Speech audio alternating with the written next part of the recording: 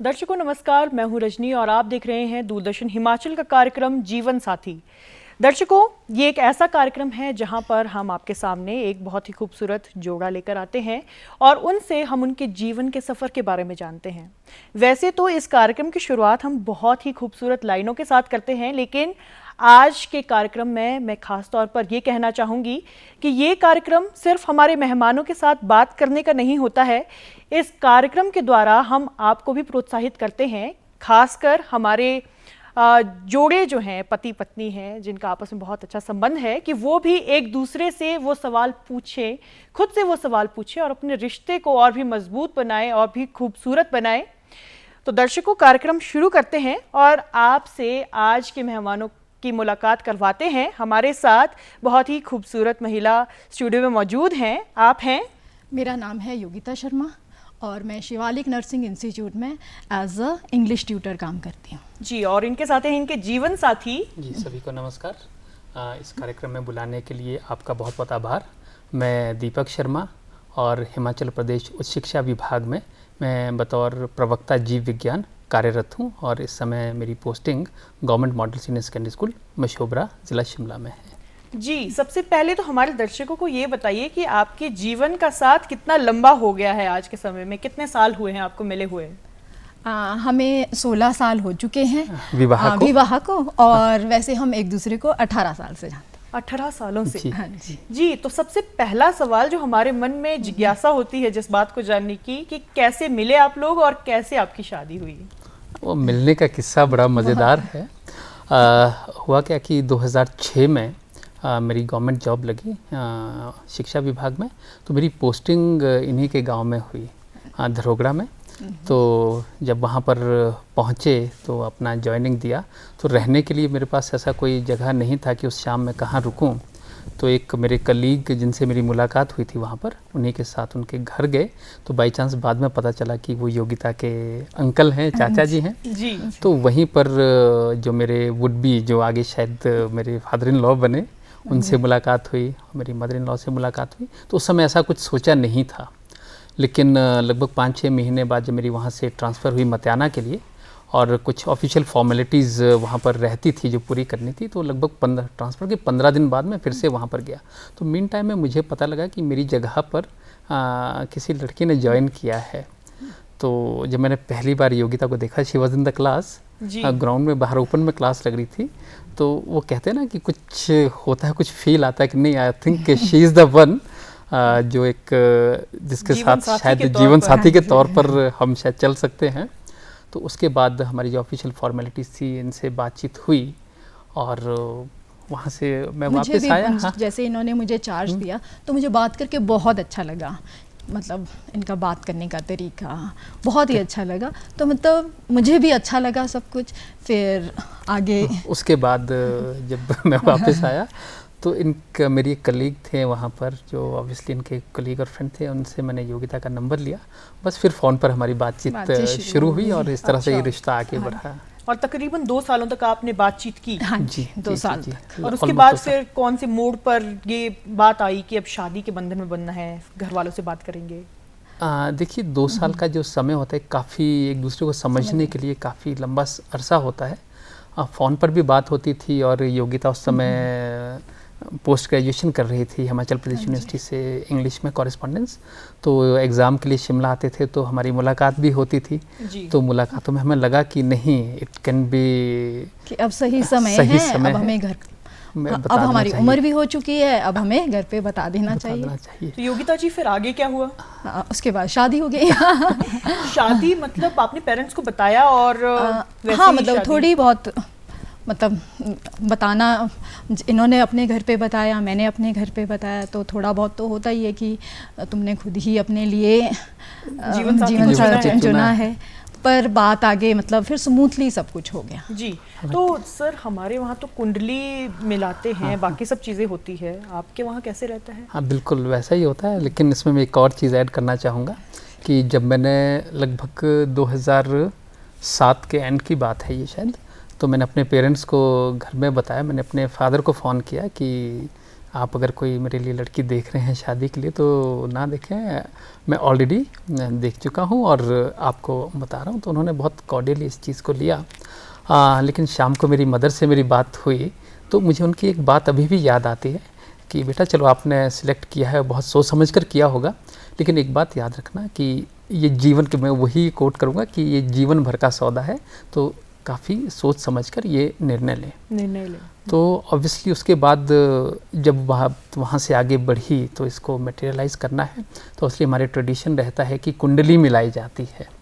तो कुंडली मिलाने के लिए योगिता की कुंडली मंगवाई गई घर पर। तो हमारे जो पंडित जी थे वो यहीं शिमला में हमारा घर है, तो वहीं पर वो आए। तो उस दौरान मेरे पेरेंट्स थे, मेरी सिस्टर थी, हम सभी बैठे थे। तो उन्होंने कहा कि थोड़ा मुश्किल लग रहा है, इनके तो सिर्फ 12 ही गुण मिल रहे हैं। अच्छा। काफी कम। तो मतलब कि 36 में से 12 गुण। हाँ, 36 में से 12, ऑलमोस्ट 1/3। तो माय मदर वाज बिट की, और थोड़ा कुछ दोष जो कुंडली, हालांकि हमें तो उस बारे में ज़्यादा पता नहीं था, तो कुंडली में कुछ दोष था। तो my mother was bit conscious about it. तो थोड़ा रिलक्टेंट थे कि अगर गुण नहीं मिले तो कैसे मटेरियलाइज हो पाएगा। तो उस समय पर मेरी छोटी बहन कुसुम, उसने कहा कि देखिए वैसे मुझे ज़्यादा तो पता नहीं है, लेकिन मैंने सुना है कि भगवान राम और सीता के 36 गुण मिले थे जब उनकी कुंडलियाँ मिलाई गई। आपकी छोटी बहन ने ये बात कही? हाँ, मेरी छोटी बहन, लगभग 2.5 साल छोटी है मुझसे वो।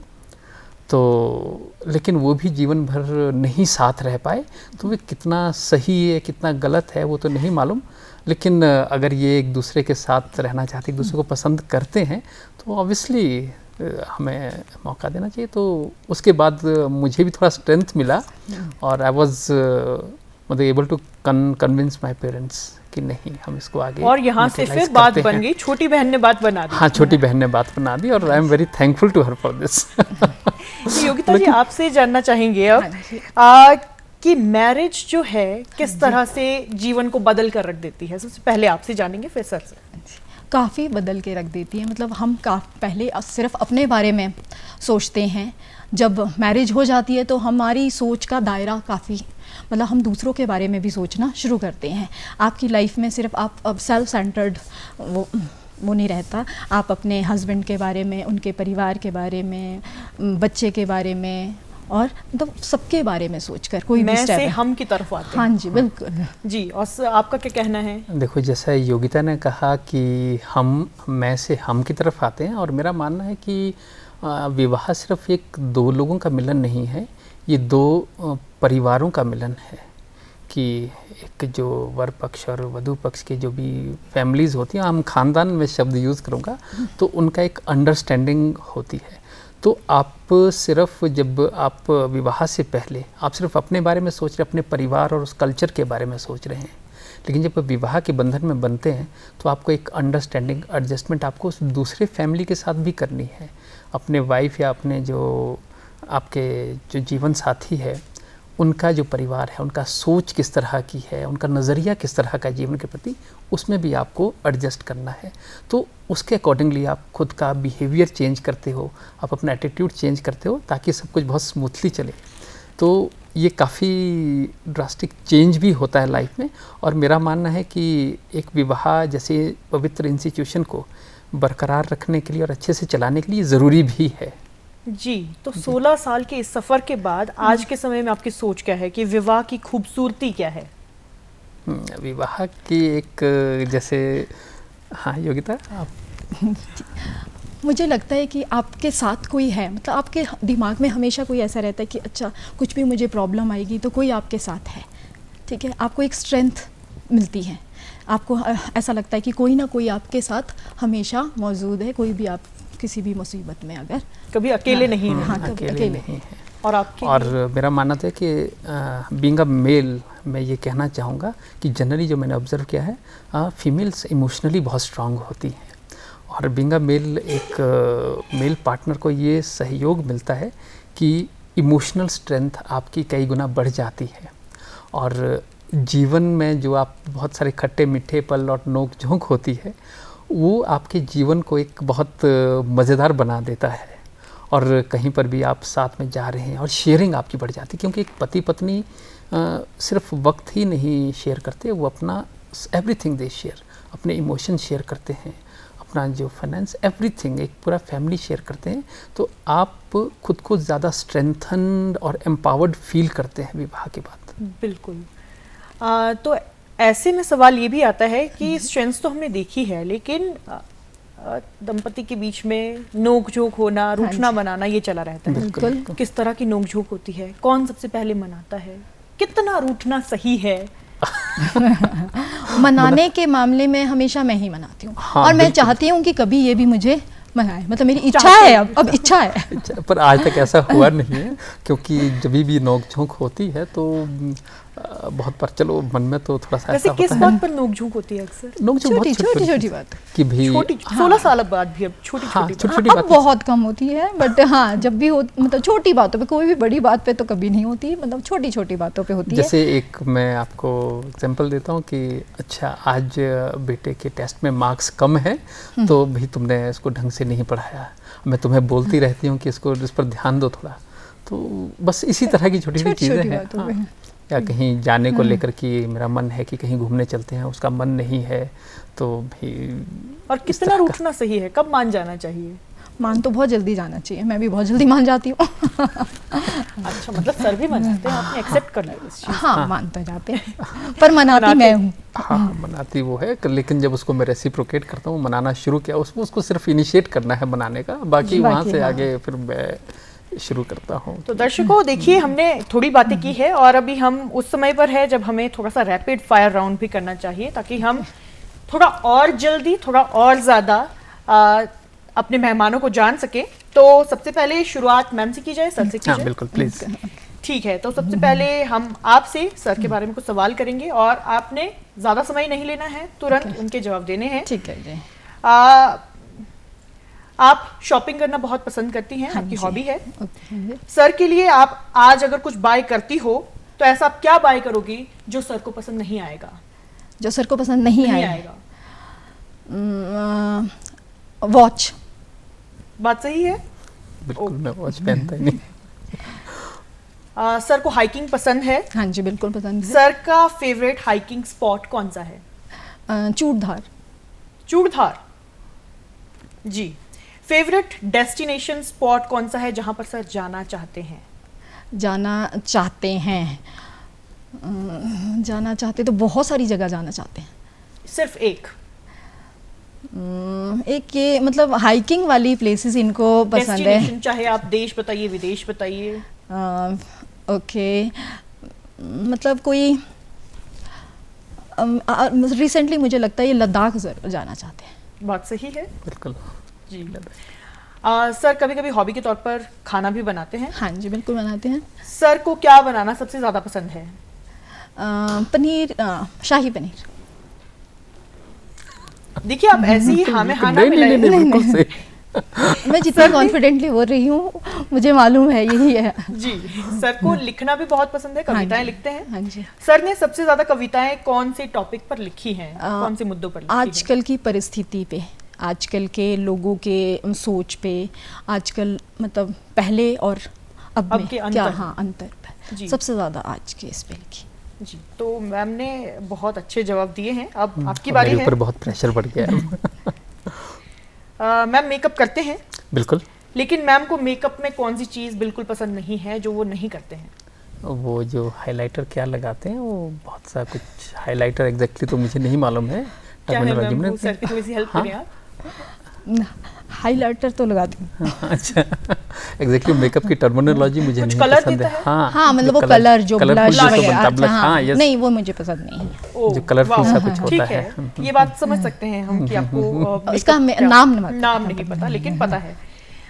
एडवेंचर अगर आप करें तो मैम ऐसी, मैं आपको 3 ऑप्शन देती हूँ कि मैम बिल्कुल करना पसंद नहीं करेंगे। पैराग्लाइडिंग, स्कूबा डाइविंग या रिवर राफ्टिंग। Scuba diving. नहीं करेंगे?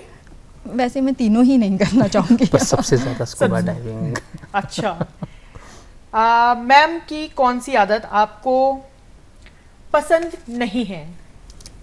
पसंद नहीं है क्योंकि ये बहुत जल्दी किसी भी बात पर रिएक्ट करती है, बहुत जल्दी, इमीडिएटली, कि मतलब कि बिना पूरी बात सुने हाँ बहुत जल्दी ये रिएक्ट बात करते हैं। ओके। अगर आज मैम को अपने बेटे के लिए शॉपिंग करनी हो तो मैम सबसे पहले किस चीज़ की शॉपिंग करेंगे? उसके लिए टी शर्ट्स या कुछ इस तरह की ड्रेसेस को लेना पसंद है। पसंद करेंगे जी। मैम का बेस्ट डे ऑफ लाइफ अगर मैम किसी चीज़ को कंसीडर करती है तो वो कौन सा दिन है? वो तो अभी रिसेंटली ही था, योगिता का बर्थडे था और एक सरप्राइज पार्टी दी गई मुझे, मतलब मुझे मालूम भी नहीं था कि मेरे लिए पार्टी ऑर्गेनाइज की गई है, फ्लावर्स ऑर्गेनाइज किए गए हैं, केक ऑर्गेनाइज किए। हाँ, वो मेरे लिए बिल्कुल ही रिसेंटली जो मैं बताऊंगा रिसेंटली। हाँ, यस जी, आप दोनों बखूबी एक दूसरे को जानते हैं और बिल्कुल आप बेस्ट कपल हैं आज के। दर्शकों, हम आपको ये भी बताना चाहते हैं कि सर कविताएं लिखते हैं और ये रिश्तों पर भी इन्होंने कविताएं लिखी है। टिश्यू पेपर नाम की एक कविता है जो इन्होंने पुराने और आज के समय को देखते हुए लिखी है। सर, आप हमारे दर्शकों को भी वो सुनाइए, वो कविता क्या है? मैं अपनी डायरी लिस्ट जी बिल्कुल। Okay, thank you. देखिए, ये जो कविता जैसे कि आपने कहा टिश्यू पेपर बहुत रिसेंटली 9 दिसंबर 23 को मैंने लिखी थी। टाइटल है टिश्यू पेपर। इंसानी रिश्ते कभी होते थे रुमाल जैसे, जिन्हें सहेज कर रखते थे हम सदा अपने पास, जो साफ़ सुथरा रखते थे हमें, और कभी कभी वो सोख लेते थे अपने में हमारी आँखों का नमकीन पानी भी। मैला होने पर धो देते थे हम उनको, इस्त्री से संवार लेते थे उन पर पड़ी सलवटों को। मगर अब बदल गई है इंसानी रिश्तों की फितरत। ये अब हो गए हैं टिश्यू पेपर, जिन्हें इस्तेमाल के बाद दिखा दिया जाता है डस्टबिन। बहुत ही गहरी बातें आपने इन शब्दों में, अपनी कविताओं के शब्दों में कही है कि जो टिश्यू पेपर है उसे हम ऐसे ही फेंक देते हैं और रुमाल हमारा लॉन्ग लास्टिंग साथी है। लेकिन आज के रिश्ते भी शायद इस तरह के हो गए हैं कि मतलब कि रिश्ते पहले के समय में होता है, अगर कोई अनबन या कुछ मिसअंडरस्टैंडिंग एक बड़े लेवल की भी है तो हम जैसे रुमाल में हमने कहा कि उसकी धुलाई कर दें, उसको इस्त्री कर दें, कुछ सलवटें पड़ गई अगर रिश्तों में तो उसको हम ठीक कर लेते थे, सहेज कर रखते थे। और वो रिश्ते ऐसे थे कि वो हर पल और हर परिस्थिति में हमें सपोर्ट करते थे। लेकिन आजकल का जो ट्रेंड, सभी तो नहीं लेकिन मोस्टली ट्रेंड इस तरह से हो गया है कि यदि आपका कोई किसी से कोई मतलब है या कुछ इस तरह से है तो मतलब उस तरह से अब यूज़ करेंगे और then it is discarded. Use and throw जो एक कल्चर अब शुरू हो गया है जी, कि आपका ऐसा मानना है। जी, मेरा मानना है ये जी, आगे अगर हम आपके सफ़र को बढ़ाएं तो फिर ज़िंदगी में हमारे बच्चे आते हैं किसी जोड़े के जीवन में, तो उस टाइम पर भी फेज़ थोड़ा सा अलग रहता है। स्पेशली मैम आपसे बात करें हम, आप हमेशा से वर्किंग वुमेन रही हैं और जब आपके जीवन में आपका बेटा आया तो आपको 2 साल तक अपना काम सब कुछ छोड़कर देखना पड़ा। तो मुश्किल ये भी है कि आपको काम भी छोड़ना पड़ रहा है, फ्रस्ट्रेशन भी होती होगी। हाँ जी, थोड़ा किस तरह से उस समय को संभाला है आपने? हाँ जी, मतलब थोड़ा उस टाइम पे होता ही है, हर औरत के लिए बड़ा मुश्किल होता है। ठीक है, बच्चे को बड़ा भी करना है और अपना करियर का आप ऐसे इसमें हो कि आपने नौकरी से क्विट किया है, तो काफ़ी मुश्किलें आई, पर धीरे धीरे एडजस्ट हो गया और बच्चा भी बड़ा हो गया। मेरे इन-लॉज़ ने भी मेरी बहुत मदद की उस दौरान। उसके बाद मैंने फिर से ज्वाइन कर लिया, मतलब नर्सिंग कॉलेज में फिर से मैंने ज्वाइन कर लिया। और हाँ जी, फिर वो भी बेटा भी तब तक 2 साल का हो चुका था जी। तो मतलब कि मैं इसमें कुछ ऐड करना चाहूँगा कि एक वो फेज़ सबसे खूबसूरत फेज़ भी होता है। बिल्कुल। क्योंकि मेरा मानना है कि विवाह में एक कोई फीमेल है, एक सृजन जिसको मैं कहूँगा एक सृजन, नया जीवन सृजन होता है। तो एक किसी भी कपल के लिए एक बहुत ऐसा एक पल होता है जिसको हम शब्दों में बयान नहीं कर सकते हैं। चलो वो खुशी भी थी, लेकिन साथ में ऑब्वियसली जैसे आप अपने करियर के लिए कॉन्शियस हो, आपको फाइनेंशियल इंडिपेंडेंट भी होना है, तो वो थोड़ा सा एक दुख भी रहता है कि भी हम इस चीज़ को छोड़ना पड़ रहा है हमें, क्योंकि उस समय प्रायोरिटी आपको डिसाइड करनी है। और उस समय प्रायोरिटी हम दोनों ने ये डिसाइड किया, हमारी प्रायोरिटी हमारा जो एक नया सृजित जीवन है, जो हमारा बेटा है, वो हमारी प्रायोरिटी है। तो उसके लिए योगिता ने सेक्रीफाइस, कहूँगा मैं इसको, सेक्रीफाइस किया। And for 2 years she was completely with the baby. और मोर ओवर थोड़ा सपोर्ट मेरी मदर, मेरे फादर का भी मिला, तो उन्होंने भी बहुत सपोर्ट किया। और दे यूज टू से कि ठीक है हम देख लेंगे, आप जाइए, आप ज्वाइन करिए। लेकिन नहीं, उस समय जो कनेक्ट बनता है आपका बच्चे के साथ में, वो लाइफ लॉन्ग लास्टिंग रहता और आज आपके बेटे 9th क्लास में 9th हैं क्लास में और पढ़ बहुत रहा है। अच्छा सफर जा रहा है। जी, बिल्कुल। लेकिन सफर अच्छा जाता भी है, उसमें हमें टफ टाइम्स भी देखने पड़ते हैं जहाँ पर हमारा रिश्ता सच में टेस्ट हो जाता है। हाँ जी। ऐसे कुछ दौर आपकी जिंदगी में रहे हो और आपने किस तरह से उस समय को संभाला है? ऐसा भी काफ़ी, मतलब कि मेनली तो 2018 की 18 मैं में बात ही। करना चाहूँगा, जो एक जीवन का शायद सबसे मुश्किल दौर रहा है। जैसे कि शुरुआत में हमने बात की थी कि जब हमारा एक रिश्ता हुआ तो जो मेरे मदर इन लॉ थे, तो वो मतलब कि उनकी पसंद था मैं कि भाई लड़का अच्छा है, तो वो मेरे साथ बहुत इमोशनली कनेक्ट भी थे, हमारी काफ़ी बातचीत भी होती थी आपस में। जी। तो काफ़ी लगभग 4-5 महीने बीमारी के बाद थोड़ा उनको इस तरह का दिक्कत हुआ, तो मैं जनवरी में छुट्टी में था, तो उस दौरान मैं काफ़ी रहा उनके साथ। और unfortunately on 13th January 2018 she took her last breath. तो वो योगिता के लिए भी और मेरे लिए भी एक बहुत मतलब मेरे बड़ा लिए काफ़ी ब्लो बड़ा था, शॉक था वो। और जी। विदिन लगभग 1 मंथ के बाद ही जो एक दूसरी महिला मेरी लाइफ में जो इम्पोर्टेंट थी, मेरी दादी माँ, वो भी हमें छोड़कर चली गई। तो बोलते कि वो एक back Tough to time back रहा इस तरह का वो एक टफ टाइम रहा। और उसके बाद क्या हुआ कि योगिता जो है काफ़ी इमोशनली और इमोशनली थोड़ा मतलब क्योंकि मैं मदर से burst काफ़ी ज़्यादा बहुत अटैच attached थी, थी। तो अचानक से जब ऐसा हो जाए तो आपके लिए एक शॉकिंग हो तो रहता उस है। समय मुझे लगा कि अब चलो दुख तो मुझे भी है, लेकिन मुझे स्ट्रांग बनना है, मुझे उसको सपोर्ट करना है। तो उस समय उस फेज से बाहर लाने में और वो जो हमारा टेस्टिंग था, उस समय हमें रियली पता चला कि हम एक दूसरे के लिए कितने इम्पोर्टेंट है। important और वो टाइम बीत गया और बीत गया। चलो यादें तो रहती हैं, लेकिन हाँ, मतलब वो टाइम बहुत ही होता है, इन्होंने बहुत साथ दिया मेरा। जहाँ पर वो दौर हमें टेस्ट करता है, वहीं पर हमारी बॉन्ड को बहुत स्ट्रॉन्ग को स्ट्रॉन्ग बनाता है। और मेरा तो मानना है कि लाइफ में अगर इस तरह के टफ टाइम ना हो तो आप अपने रिश्ते को सही से माप भी नहीं सकते हैं शायद। कि कितनी मजबूत कितनी मजबूती है आपके रिश्ते में, कितना सपोर्टिव हैं आप। कहते हैं कि रिश्ता निभाने के लिए हमारे पास सिर्फ एक रीजन चाहिए होता है, चाहे जितना भी टफ टाइम हो, हम उस एक रीजन के लिए एक दूसरे के साथ बने रहते हैं। आपके लिए वो एक रीजन कौन सा है? He is always there for me. वो हमेशा मेरे लिए खड़े हैं, मतलब मुझे कोई प्रॉब्लम नहीं आने देते। मेरे लिए सबसे बड़ा रीज़न यही है। रीजन यही है कि और आपके लिए? और मेरे लिए योगिता का इमोशनल सपोर्ट, अच्छा। मतलब कि जो भी एक चीज़ें होती है कि मैं इमोशनली इतना जनरली, जैसे मैंने कहा, मेल इमोशनली इतने स्ट्रांग नहीं होते और मैं तो इमोशनली काफ़ी वीक हूँ। तो ये हमेशा मेरा साथ देती है कि चलो कोई अगर इमोशनल आउटबर्स्ट है तो she pamper me like a kid. जी। तो शायद वही, शायद क्या, बिल्कुल कंफर्मली वही एक वो सबसे बड़ा रीज़न है। रीज़न तो और भी बहुत है, वो सबसे बड़ा लेकिन वो रीज़न है सबसे कि बड़ा yes, रीज़न है। जी बिल्कुल। जी, तो दर्शकों, इससे पहले कि हम और सवाल हमारे आज के मेहमानों से करें, उससे पहले हम एक थोड़ा सा फन एलिमेंट लेते हैं और पूछते हैं। इस सेगमेंट का नाम होगा कि ये ना होता तो क्या होता। ओके। सबसे पहला आपने वन लाइनर आंसर देने हैं, बिल्कुल समय नहीं लेना है और फटाफट इन सवालों का जवाब देना है। अगर आपकी एक दूसरे से मैरिज नहीं हुई होती तो क्या होता? ये दोनों के लिए जी, आप बारी बारी जवाब दें। अगर मतलब कि सिंपली ये होता है, अगर योगिता के साथ मेरी मैरिज नहीं होती, शायद लाइफ जो मुझे लगता है कि इतनी मज़ेदार ना होती। और आपके लिए? हाँ, मुझे भी यही लगता है कि मतलब जितना मैं घूमती हूँ, जितने मज़े मैं कर रही हूँ, जितने अच्छी मेरी ज़िंदगी चल रही है, उतनी अच्छी ना चलती। जी, अगर आपकी अरेंज मैरिज आपके पेरेंट्स ने करवाई होती तो आपके पेरेंट्स आपके लिए किस तरह का जीवन साथी चुनते?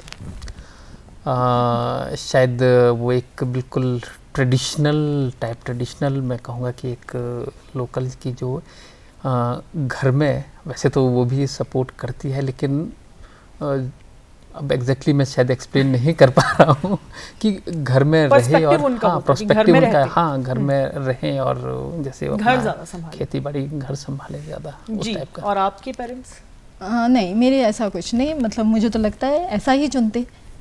जी, अगर आप दोनों डिफरेंट स्टेट से, दोनों अलग अलग राज्यों से होते तो आप सर के लिए कौन सा राज्य चाहते और सर मैम के लिए कौन सा राज्य चाहते कि कौन से राज्य से होते वो? मैं तो जम्मू कश्मीर। मतलब तुम चाहते कि मैं हाँ, जम्मू कश्मीर से होती। और मैं चाहती कि ये मतलब किसी गर्म हिस्से, राजस्थान, किसी ऐसे होते। अच्छा, दूरी मतलब काफी होती था। हाँ, जम्मू और राजस्थान से। जी, अगर आप लोगों का एक प्रोफेशन अगर ये नहीं होता जो आप आज परस्यू कर रहे हैं, तो क्या होता? मे बी मतलब मेरा डॉक्टर का वो था। तो अगर आप टीचिंग प्रोफेशन में नहीं होते तो आप डॉक्टर होते। हाँ। और आप? मैं आर्मी में होता। मेरा बहुत पैशन था आर्मी में जाने का, लेकिन मैंने एग्ज़ाम्स भी क्वालिफाई भी किए, बट मेडिकली अनफिट होने की वजह से आई कुडंट जॉइन देयर। तो जी, दैट वुड हैव बीन। और लास्ट सवाल, अभी आपने एक दो ने अपने अपने प्रोफेशन बताए, अब आप एक दूसरे का ऑल्टरनेटिव प्रोफेशन क्या सोचते हैं? इनके लिए तो मैं आर्मी ही सोचती हूँ, क्योंकि ये इतने ज़्यादा मतलब बेंट है उसके लिए, इनको पसंद हमेशा आर्मी। इन्होंने इनफैक्ट एनसीसी का वो कोर्स भी किया, एज अ टीचर के इस पे करते हैं, तो वो भी किया। मतलब इनके लिए तो मैं आर्मी ही सोचती हूँ। और योगिता के लिए टीचर, क्योंकि she is a very good teacher. She is already a teacher. हाँ, अगर अच्छा इसके अलावा कुछ और होता तो फैशन डिज़ाइनिंग ऐसा, क्योंकि उसको वो भी पसंद है। ठीक है, तो 16 सालों के सफ़र में आप एक दूसरे को बहुत अच्छा जानते हैं और मुझे भी बहुत मज़ा आ रहा है आप लोगों को जानकर। अब ये सवाल आपके लिए ख़त्म होते हैं और अगला सवाल आपके लिए ये आता है कि 16 सालों बाद आप बच्चों को भी पढ़ाते हैं, आज की जनरेशन भी आप देख रहे हैं और आपने अपनी जनरेशन देखी है। क्या मैसेज देना चाहेंगे, क्या संदेश देना चाहेंगे आप कि रिश्ते किस तरह से निभाए जाते हैं?